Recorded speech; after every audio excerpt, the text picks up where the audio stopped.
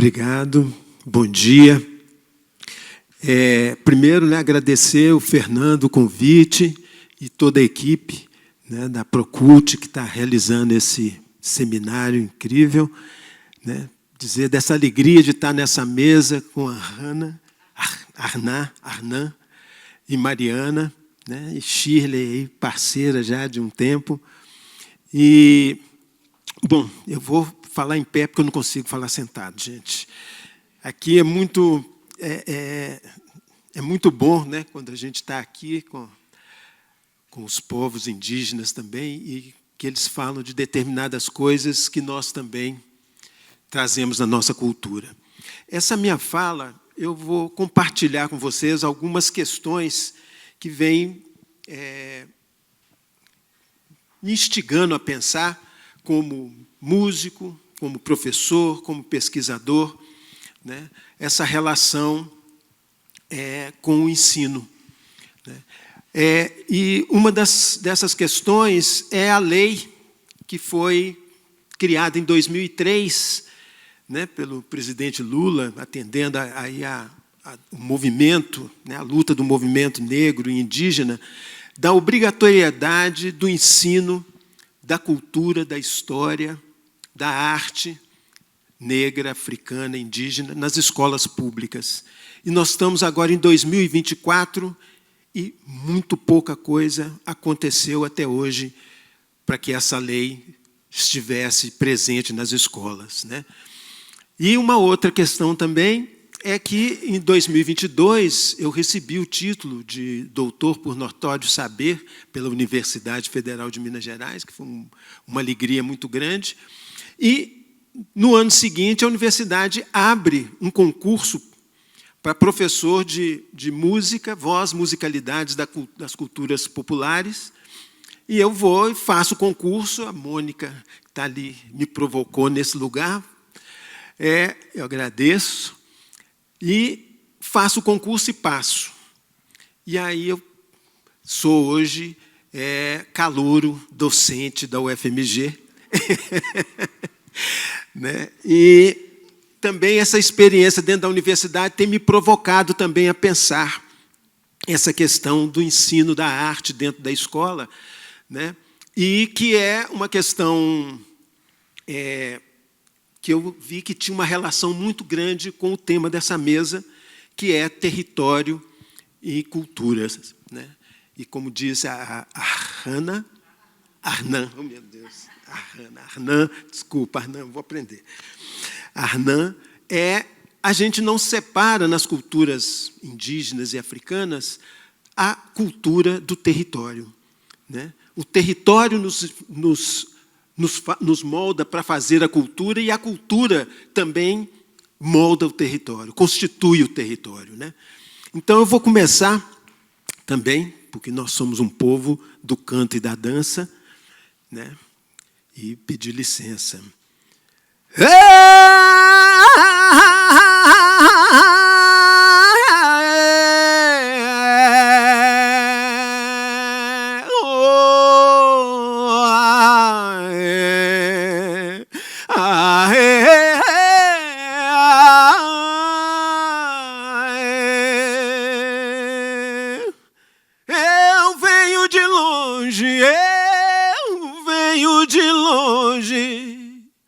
De outras terras, de outro mar, de outras terras, de outro mar.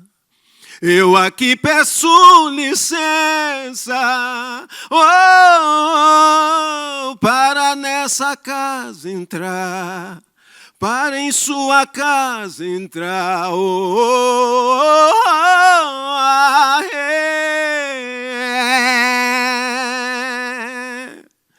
Salve, senhor Raimundo Nonato, rei Congo do estado de Minas Gerais.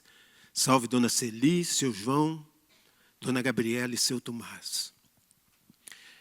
Eu começo essa fala com o seguinte.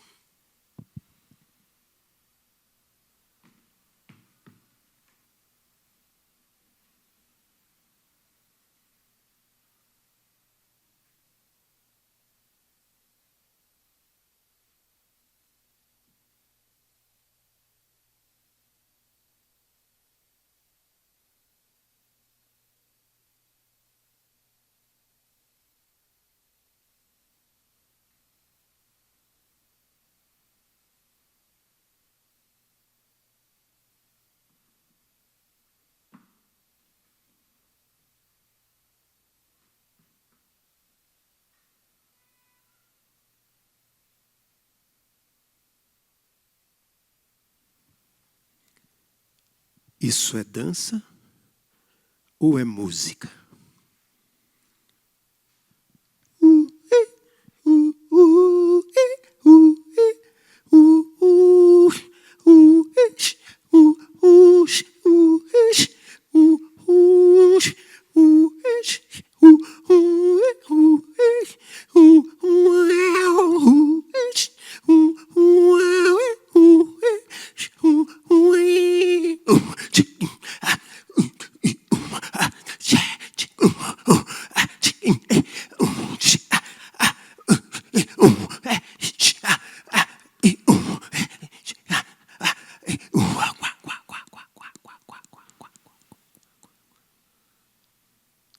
Isso é música ou dança? Para nós, povos afrodiaspóricos, a gente não separa a dança da música. O som do movimento. Está tudo junto. E por que está tudo junto? Não é porque a gente tem um pensamento mágico, religioso, primitivo.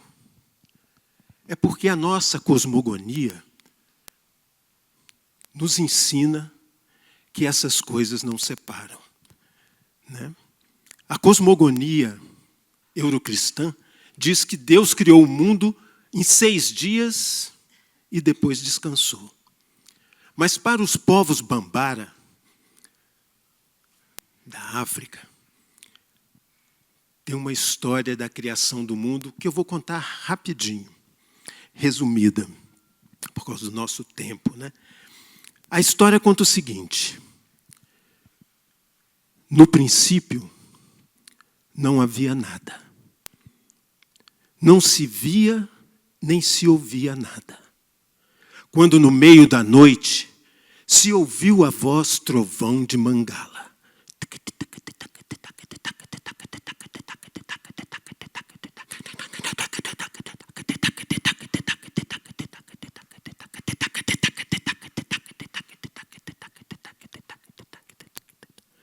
O canto de Mangala, ritmado, gera movimento e acorda as forças adormecidas do universo.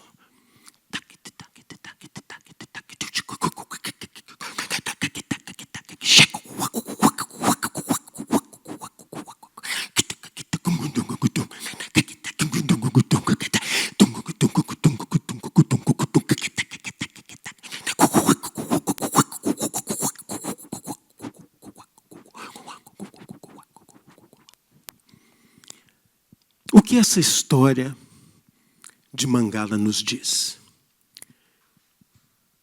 Que o som ritmado gera movimento. E movimento gera vida.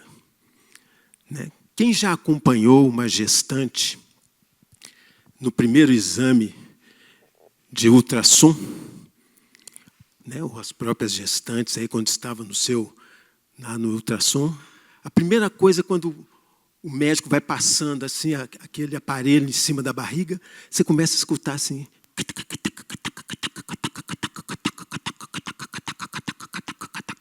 E aí, na medida que ele vai mexendo, ele começa a escutar assim.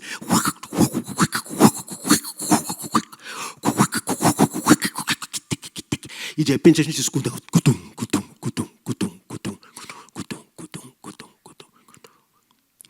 A primeira imagem é aquele coraçãozinho pulsando. Depois a gente começa a ouvir o sangue correndo. É assim que um avô, na África, contava para o seu neto como a gente veio ao mundo, contando a história de Mangala. E Mangala criou o mundo, aliás, né, segundo os Bambaras, Mangala começou a criação do mundo e deu a nós os poderes para que continuássemos a criação. Ou seja, nós somos seres criadores. Nós viemos ao mundo para criar. criar mundos novos, diferentes, né? E eu acho que aí a gente cai no nosso tema, né? Territórios e culturas.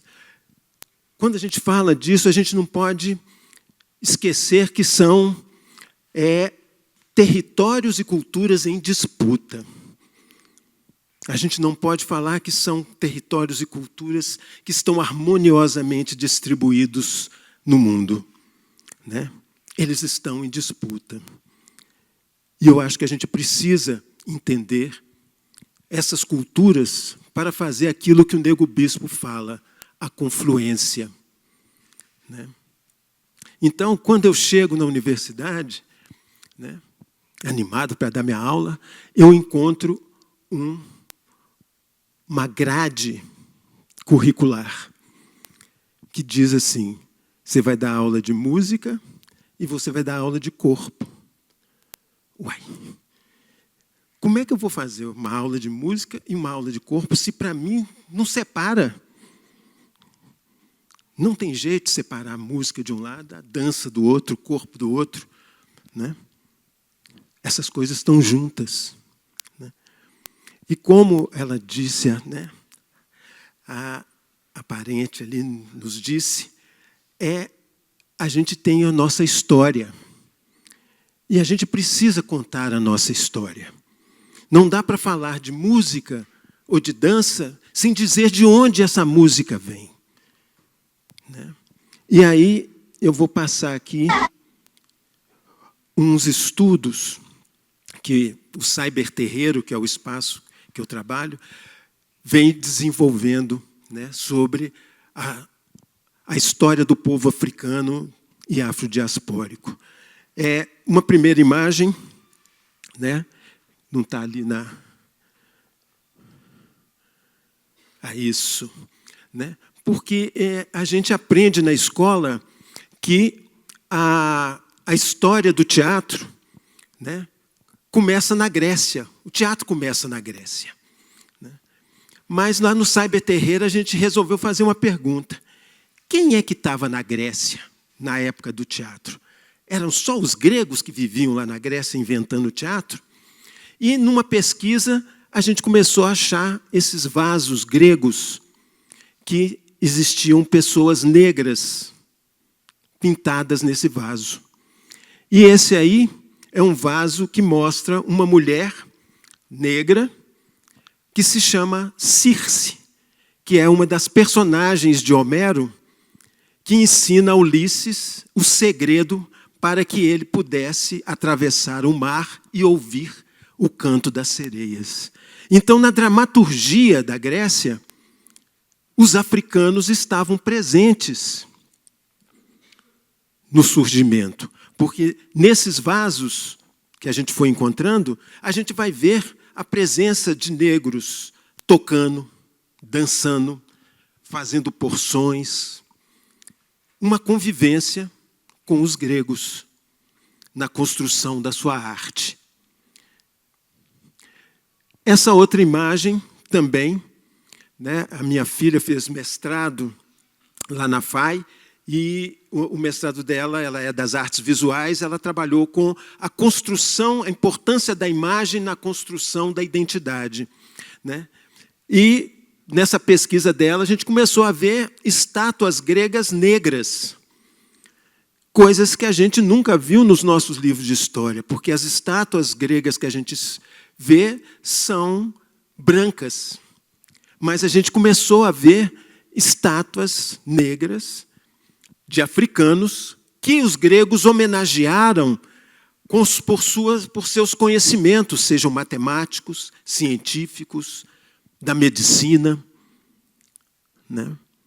E essas referências não estão nos nossos livros de história, né?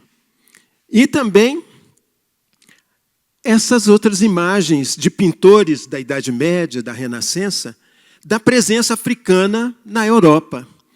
E se você olhar, nossa presença é com muita dignidade. Estamos com trajes muito, como diz a turma da favela, nos panos, né? A gente está nos panos. E com joias, porque nós dominávamos a tecelagem e dominávamos não só a mineração, mas a metalurgia. A gente produzia joias na África. A gente tinha esse conhecimento. E é tanto que quando a gente... Parece que as coisas são meio, né, assim, naturais, aconteceu, né? Mas para... Vou ligar o WhatsApp. Velocidade 2 no WhatsApp aqui. Mas quando a gente vai ver de onde vieram os africanos escravizados para Minas Gerais, que tinha ouro, a gente vai ver que eles vieram do Império Axante, de Angola, de Moçambique, porque eram lugares que tinham mineração. Então, aquilo que o livro de história contava na minha infância, que os europeus foram buscar mão de obra, porque o índio não queria trabalhar, né? Eles falavam, os índios não querem trabalhar, então vamos buscar os africanos lá para poder trabalhar para nós aqui, né? Os indígenas, né? Eles foram buscar a tecnologia que eles não tinham. E a gente tinha a tecnologia da mineração, né? Então, essas imagens, né, onde a gente aparece com muito luxo, né? E por que, depois da escravização, a nossa imagem começa a ser apenas imagem exótica, primitiva, selvagem, né? O que acontece? E tem uma coisa que eu adorei quando eu encontrei, como músico, que é essa imagem. Que aí eu vou pôr música aqui agora, tá? É essa imagem de um quinteto de sopros tocando num baile na corte. E eu falei, gente, será que essa turma de crioulo com instrumento de sopro estava tocando minueto? Né? E eu achei uma...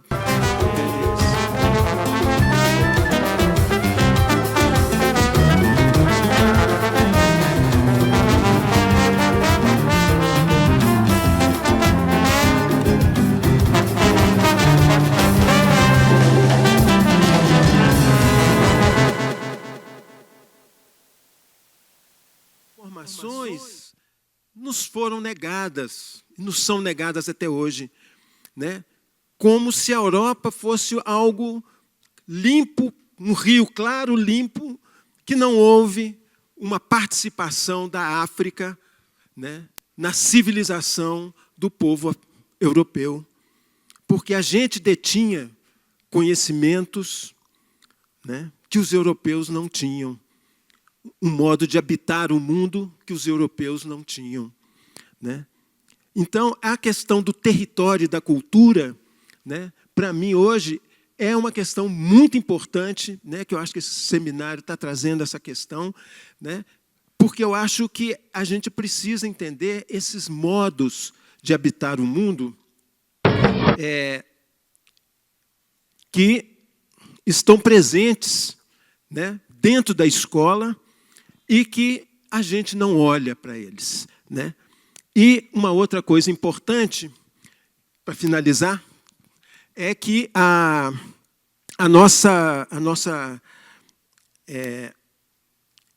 uma coisa fundamental, né, das culturas indígenas e afrodiaspóricas, e aí eu vou falar mais da questão afrodiaspórica, né, que é o meu campo, é que a cultura ocidental ela trabalha com uma noção de tempo, o tempo cronológico, né, o tempo linear.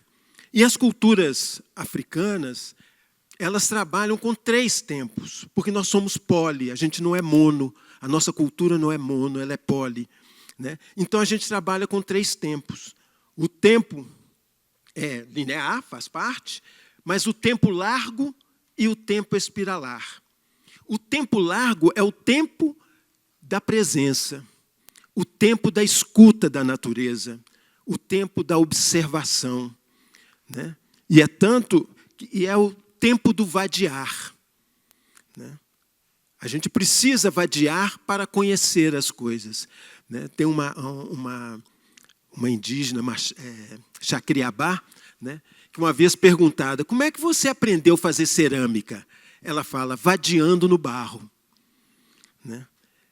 E se a gente for olhar as manifestações, o maracatu, a capoeira, o samba, o candomblé, todos cantam assim. Vamos vadiar, meu povo.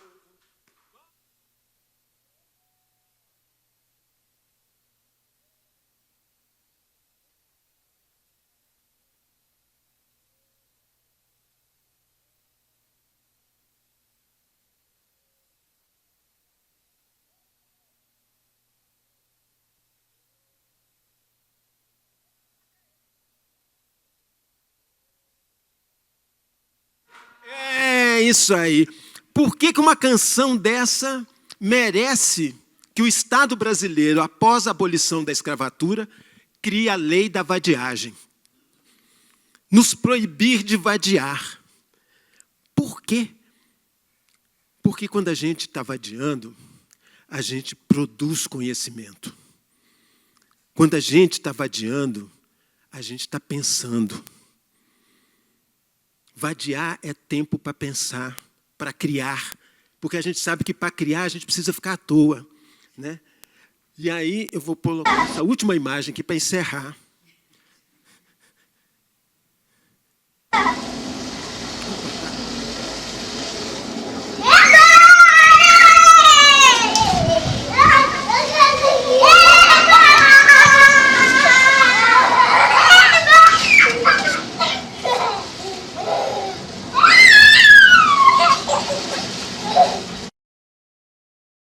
Essas duas crianças, elas estavam na parede ali, sentada, vadiando no terreiro, sem fazer nada, sem querer nada. E, de repente, o vento fala, quer brincar? Vem brincar comigo. E o vento levanta o plástico. E aí elas passa ali. E brinca, e o vento levanta, elas vão para lá e vão para cá. Né? Acho que uma das poucas pessoas que compreendeu o brincar é um cientista chamado Nicoleles, um neurocientista. Numa entrevista dele, ele fala, o cientista é a pessoa que é paga para brincar, para continuar a ser criança, porque a gente só inventa coisa nova se a gente está à toa. Eu paro por aqui, muito obrigado.